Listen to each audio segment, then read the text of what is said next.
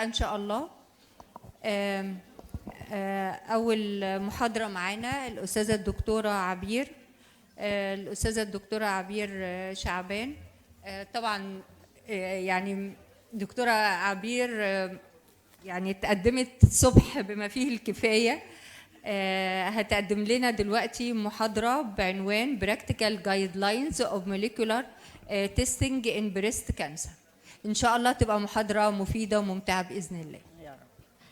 Thank you very much for the kind introduction, and hello everybody. This is a completely different talk, so this is not like morphology or hands-on. We're now talking about the future and what we're doing now and what we're likely to be doing as pathologists. I'll just take you through a few pointers on molecular testing in breast cancer. As you know, over the last decade, we have seen a lot of evolution in pathology.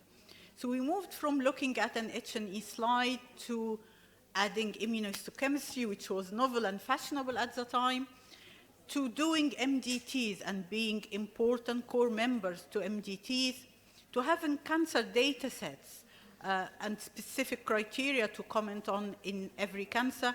And then we went on to add molecular genomics and companion diagnostics. All of this was coupled by the need for education, teaching, training, and research. We did trials, we did quality assurance. So as pathologists, we really do a lot. And if we focus on molecular and genomic testing, there are several aspects of it. It's very difficult to cover all of that, and we are going to hear from Professor Viali later as well. And we heard earlier about some molecular tests that we use for breast cancer.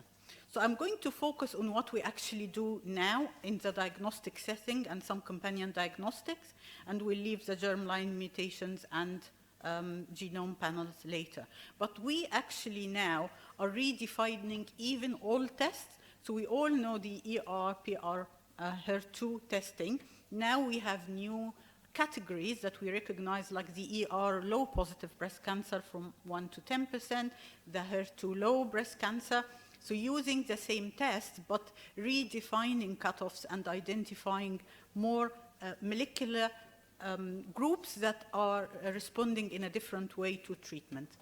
So I thought I'd do this in a practical way, so I just went back to my practice over the last year and picked up a few cases that we actually did molecular testing on and when testing was useful. Molecular testing is expensive, it's time-consuming, and it's not available everywhere. Even in the UK, not every lab will have their molecular testing lab there. It is done as a regional testing or a central testing, and you really need to be selective in what you requested for. So this was a second opinion case, a 56-year-old female with well-defined nodule in the right breast, clinically R2 to 3, so benign or uncertain, core biopsy, and the pathologist who referred the case favored fibromatosis. Just before we move to the molecular testing, the age of the patient does not fit with fibromatosis. That's a bit on the older group. You would expect fibromatosis to be a bit younger in the childbearing period. So this was one thing that was a bit didn't sit well in the clinical presentation. And this, as you see, was a core biopsy, a very cellular lesion, and it is a spindle cell lesion. If you go a bit higher, it looks bland. There are no mitoses, no atypia. There is some red blood cells there, and there are some thin-walled blood vessels. There is no glandular differentiation, no in situ disease, no biphasic pattern. So these are all things that we would go through to check what the spindle cell lesion is. At the edge, it became a bit loose and myxoid, but in the center, it was more cellular. So, as we heard earlier, a spindle cell lesion in the breast, we have to exclude metaplastic carcinoma, even no matter how bland it looks. So a panel of cytokeratins has to be done first, including basal phenotype cytokeratins. These are very helpful. So these were all negative. And then SMA showed some patchy positivity. Beta-catenin, to prove that it is fibromatosis, was negative. CD34, as Cecily mentioned earlier, it is a very, very useful marker when we deal with spindle cell lesions. It's almost always negative in metaplastic carcinomas, and it is positive in a range of mesenchymal lesions. So as you see, it is negative, so it only highlights the thin-walled vessels within the lesion. CD68 showed a reasonable number of histiocytes. So this is the differential of bland-looking spindle cell lesion, and the top has always to be fibromatosis-like metaplastic carcinoma. So always try to exclude it. Is it fibromatosis? But what about the others? And we actually suspected another lesion. So negative for epithelial markers, negative for CD34, Desmond, patchy positivity for SMA, beta-catenin negative, so cytoplasmic staining is regarded as negative.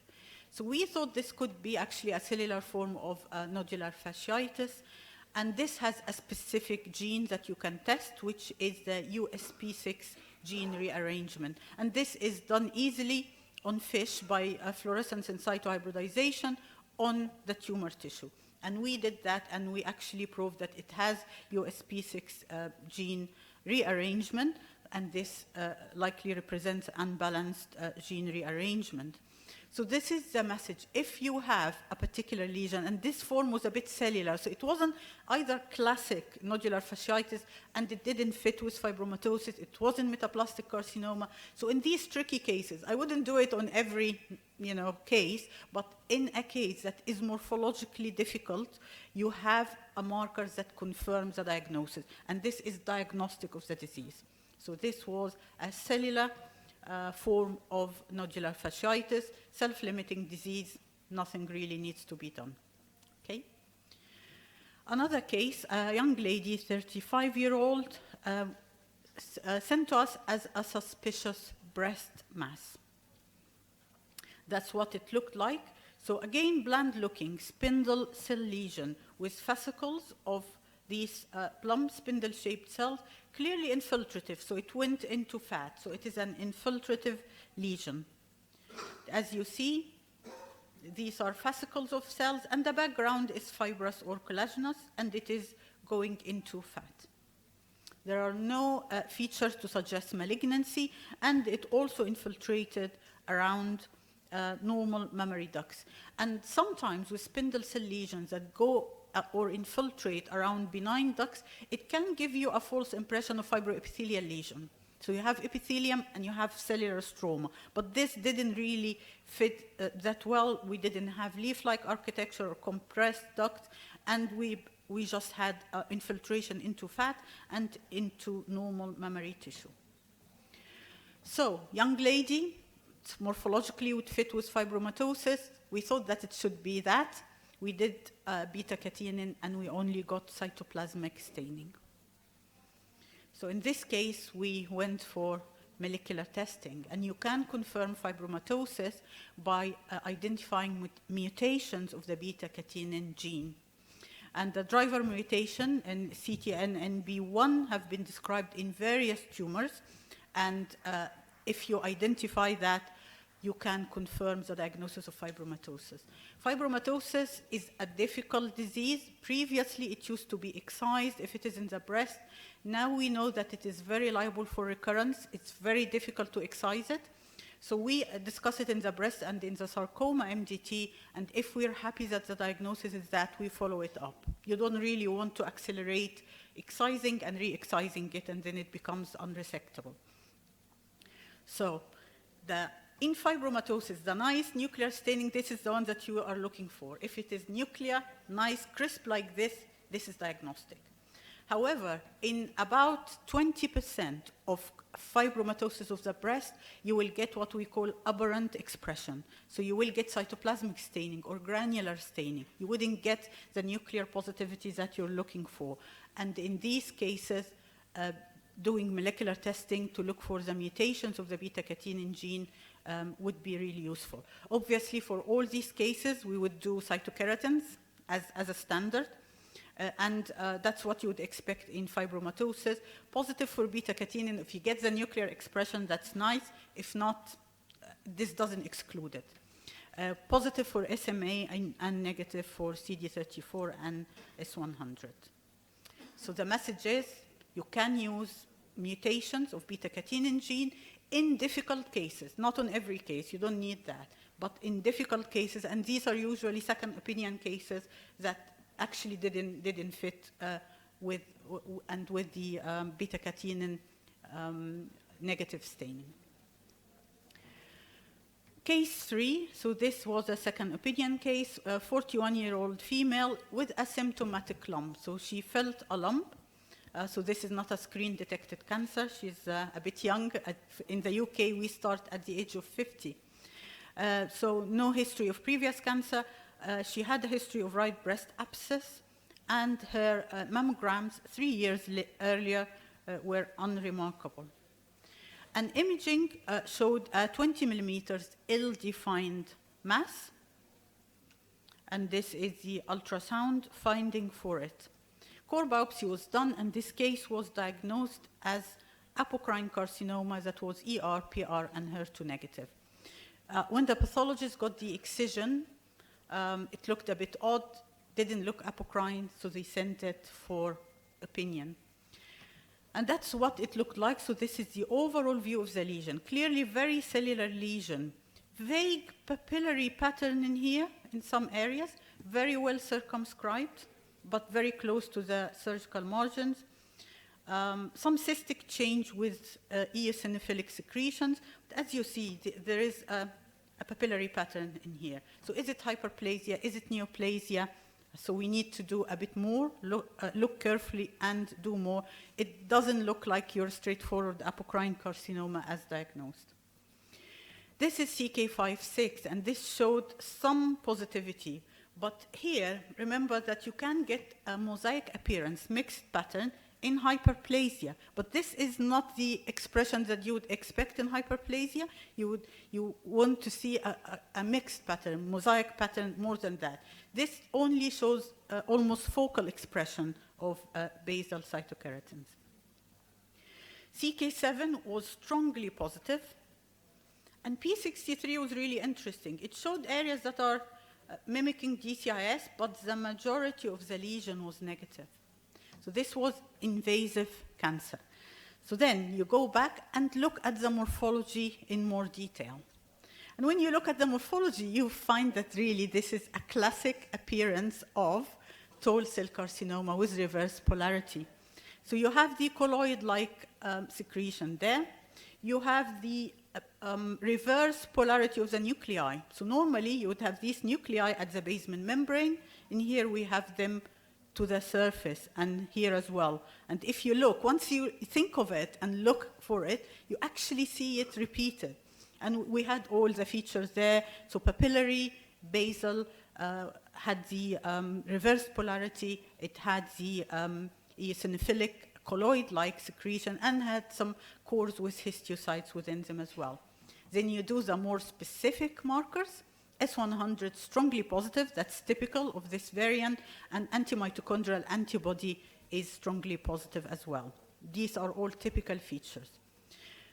GATA3 is positive, and in all cases that I've seen, actually GATA3 is generally less positive than the normal.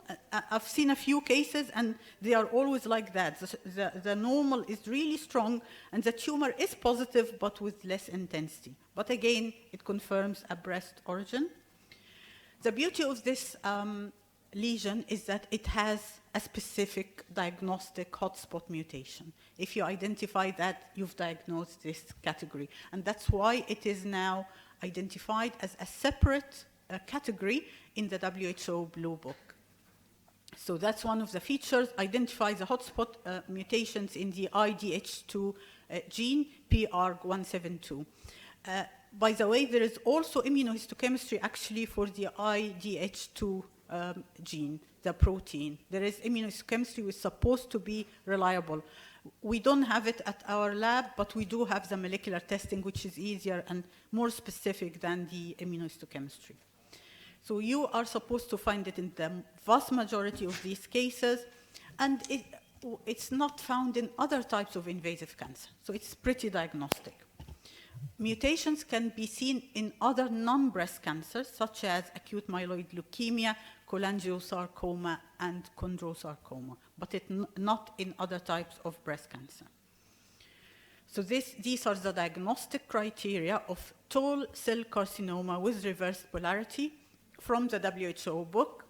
So it frequently harbors this mutation. It's invasive breast cancer with neoplastic cells in a solid papillary pattern, which we've got. Reverse polarity, absence of myoepithelial cells, which you can confirm by myoepithelial markers, and desirable the presence of low and high molecular weight cytokeratins, which we had, and it's usually of the triple negative phenotype.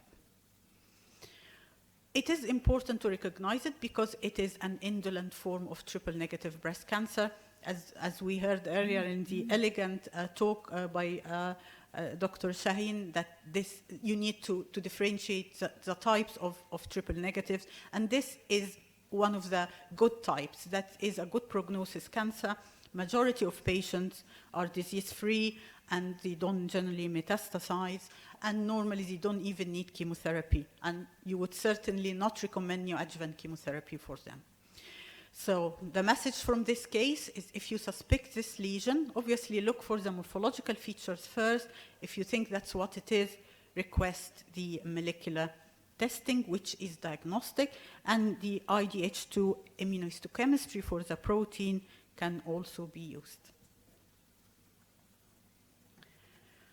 Case 4, another second opinion. Actually, second opinion practice is one of the most useful ways to learn, because you get to see the rarities and the most difficult entities that make you think, really make you think and read and go to the literature and discuss with colleagues. And and I think it's a good practice generally from the referring pathologist and from the reference pathologist as well, to show that you are discussing your case.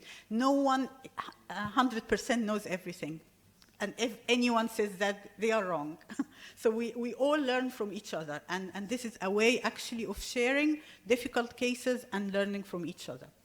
So this was diagnosed on core biopsy as adenoid cystic carcinoma, and it was supported by c-KIT positivity. Again, on the excision, it just looked odd, and I got this case. So this is the core biopsy, clearly irregular cribriform type structures that you can see why the pathologist called it invasive adenoid cystic. There are some hyalinized secretion there as well. And this is a bigger, higher view. Not classic though, not classic of your adenoid cystic where you have the dual population and cleaner cribriform spaces. This is a bit more complex than that. And there are some secretions here as well, eosinophilic secretions within the some cystic spaces. ER was negative, SMM completely negative, so this confirms that this is invasive carcinoma. Then you go a bit higher and look at the details a bit more carefully. You realize that this tumor has a lot of secretions, both intracellular and extracellular. And the pattern is a bit complex. It's not only cribriform. You have some solid areas, you have islands, you have trabecula, you have fibrosis in the middle. So these secretions were the most striking feature to me. Wanted to know what these secretions are, so we did some special stains, and they were PAS positive.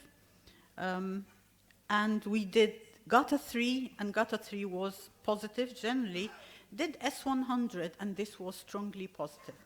I find S100 useful particularly in the rare types of breast cancer, because there is a handful of breast cancer that would give you this strong, uniform positivity for S100.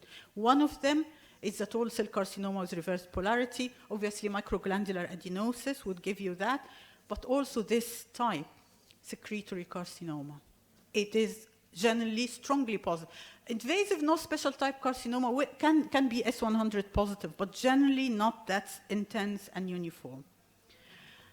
One interesting feature about secretory carcinoma is that it has specific immunohistochemistry, or at least a screen by immunohistochemistry by pan-track immunohistochemistry. So you know we have the track proteins N1, 2, and 3. There is an immunohistochemistry that would pick them all up, and this is normally nuclear staining. And that's what we had here. We didn't have a lot of tissue to go on, but there was nuclear staining. Basically, any hint of positivity in this context, you need to go for molecular testing and confirm the in-track by PCR testing. So we tested this tumor for the presence of translocation involving one of the in-track genes by RT-PCR, and we confirmed that there is in-track 3 gene fusion detected. So that is diagnostic of secretory carcinoma.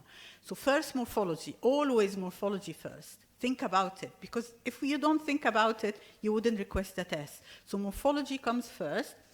Immunohistochemistry, particularly for the pan-track proteins, is very, very helpful because it screens these cases for you. And if you find any hint of positivity, confirm it, because normally tumors are completely negative.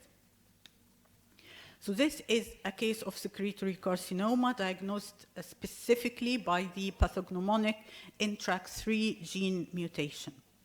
The importance of this is not only as a diagnostic tool, but that it is also therapeutic. So we have treatment, drugs, to inhibit in-track. This is usually done with recurrent disease. So if this patient has developed metastases or advanced disease, that would be given. And it's not given only for secretory carcinoma, it's for any tumor in the body that shows this mutation, in-track gene mutation. So that's when genetic testing really becomes tumor agonistic, site agonist. It doesn't really agonist. It doesn't matter where it is, but if you identify it, then you can give the treatment that would treat this abnormality.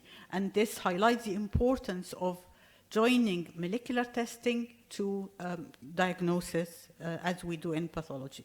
So, and it is done easily on paraffin wax embedded sections. You don't need frozen section. You can use the tumor that you have in the block, and you will confirm the diagnosis and give the patient potential for treatment by in-track inhibitors.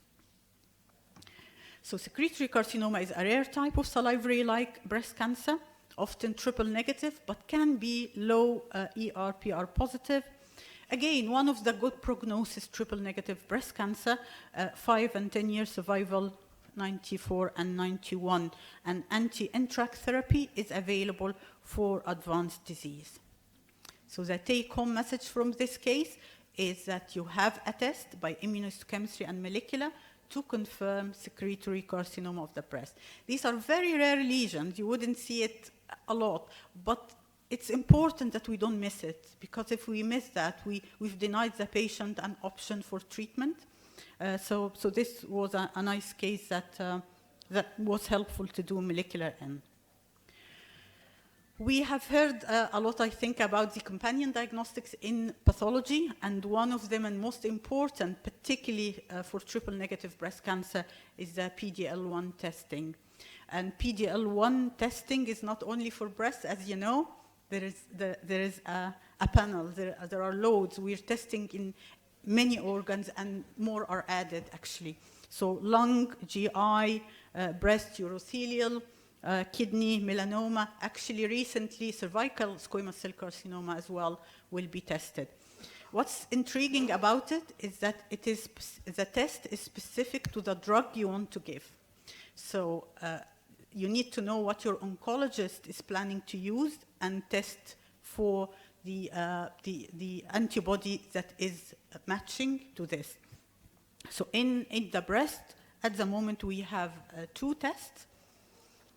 One of them is the PD-L1 SP142 assay, which is done on the Ventana Roche machine, and this is specific for atezolizumab therapy, and the cutoff is 1%, so very low expression.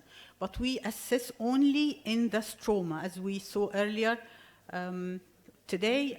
In the stroma, you ignore the tumor, so you need to see where the tumor is, where the stroma is, look for the TILs, basically, in the stroma, and assess the expression. Any expression above 1% in the immune cells in the microenvironment would be positive, and the patient would be eligible for this therapy.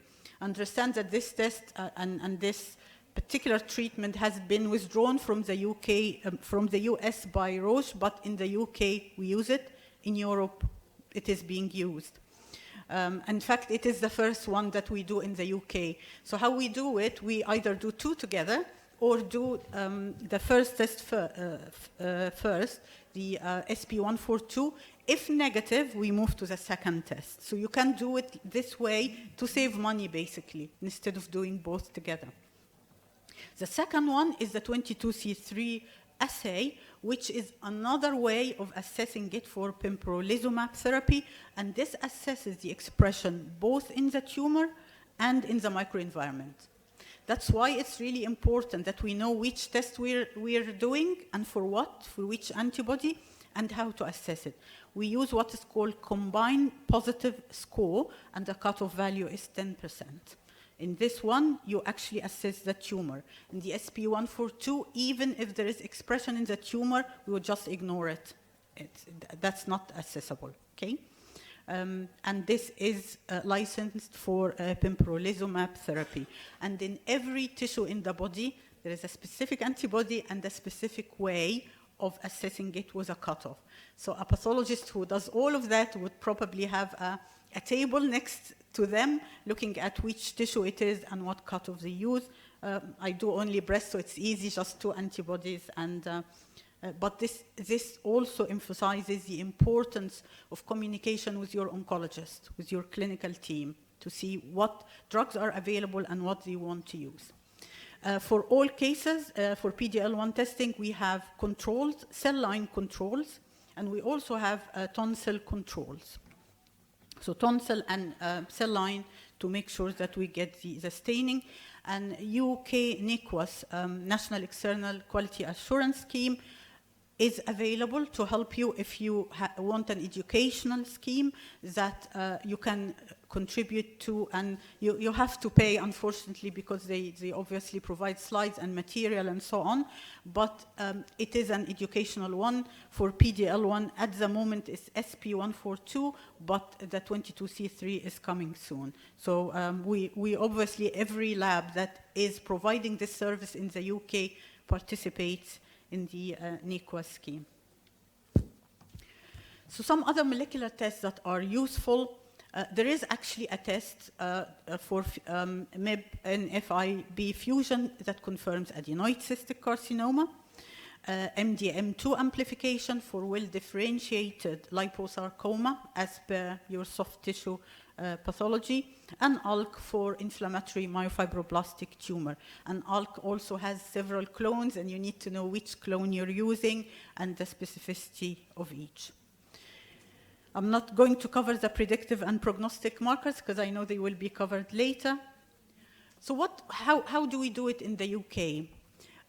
We do have regional centers that provide molecular testing, and it's very useful if you work in one of these because you have them at the tip of your finger. But even if you don't, people are able to refer. We have now introduced the whole genome sequencing pathway. So basically, to take tumor tissue, paraffin tissue, and sequence the whole profile of the tumor, whole genome sequence, and look for particular mutation or actionable mutation, any targets that can help. And sometimes we actually even suggest BRCA mutation, and we go back and do germline mutation from the tumor. And this is available for free for all National Health Service in the NHS if they fulfill the criteria. It's not available for every tumor. For example, it's available for most pediatric tumors, neuropathology, neurotumors generally, hematolymphoid tumors, and recently for triple-negative breast cancer. So for us as breast pathologists, it is available and it is being introduced. There are some other, we have 7 big regions in the UK, and each one will have a testing center for this. Other gene testing that predicts response to therapy, and we are increasingly doing that now, is the PIK3 kinase mutations. And this is specifically for the ER-positive breast cancer that's metastatic or locally advanced. We know that ER-positive breast cancer would initially respond, but a lot of the patient will have resistance or recurrent disease, particularly later. So this is available, and again, this is a test that's available on paraffin-embedded tumor blocks. And if it is available, this indicates resistance or a type of mechanism of resistance to anti-ER therapy. And the beauty now is that we have a drug to tackle these patients. And this is called PIK3, and these are tablets, not even injections, tablets for advanced or metastatic ER-positive PIK3 kinase mutated cancers. This is available as well, available now for free for our patients in the NHS. We heard earlier about BRCA germline testing, and it is done in the UK as well, and that's particularly to use olaparib as a monotherapy or in combination with endocrine therapy in the treatment of patients with BRCA1 or 2 positive breast cancer, particularly for the HER2 negative type, whether ER positive or negative, doesn't matter, for high risk early breast cancer. So again, that's something available, and we have criteria for testing based on the family history, but also based on diagnosing triple negative breast cancer, particularly in young patients. So triple negative breast cancer in general would get tested, bilateral breast cancer, male breast cancer, all of these would get tested for BRCA mutation, germline mutation. And these are our current criteria available free on the internet. You can search them. These are the criteria for testing for inherited breast cancer and ovarian cancer, and the testing criteria, and when to test even the relatives of the affected individual. So the future is all exciting, isn't it? We wouldn't have been talking about this a few years ago. It is evolving. As pathologists, we are in the center of it. We are driving all these innovations. So there are opportunities for us, but there are also challenges. We need to make sure that we have equal distribution and equity of access. At the moment, molecular testing and genomic testing is generally done in big centers, units with funding, with support, with expertise in doing these. And when you go to the smaller peripheral hospitals, the patients there do not have the same access. It's not easy. It takes a lot of time and effort and coordination between the pathologist, clinical team, geneticists, lab staff. It's extra work for us, and it needs a pathway to be sorted. It needs a lot of education and training from us. It's a new technology, and we have 2 options. We can either be experienced in it and lead it, or we get someone else to take the lead for us, like geneticists or even oncologists. So I think it is ours. That we look at the tissue, we do the morphological diagnosis, so we should be the ones having the expertise in this.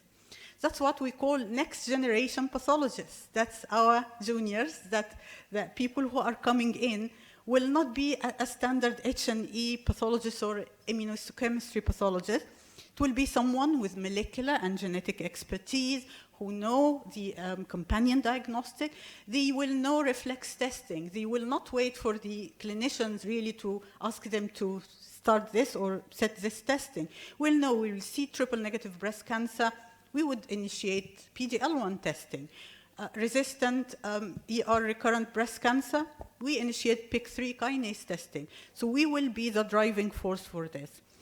Digital and AI, that's coming, and we can use it as well for the assessment, quick assessment and accurate assessment of molecular testing, instead of us spending our time counting nuclei or you know, trying to estimate percentage when we know that machines can be better in that. And working closely with the MDT team, genetics, and pharmaceutical companies and industry. So evolving role, very positive. I think there is a lot of change coming, but we need to keep up with all of that. If you're interested to read a bit more, this is a review paper in diagnostic histopathology on research influencing clinical practice in breast cancer, and a review in histopathology on pathology of immunotherapy and neoadjuvant therapy in breast cancer. Thank you. شكرا جزيلا دكتورة عبير على المحاضرة القيمة دي. متشكرين قوي.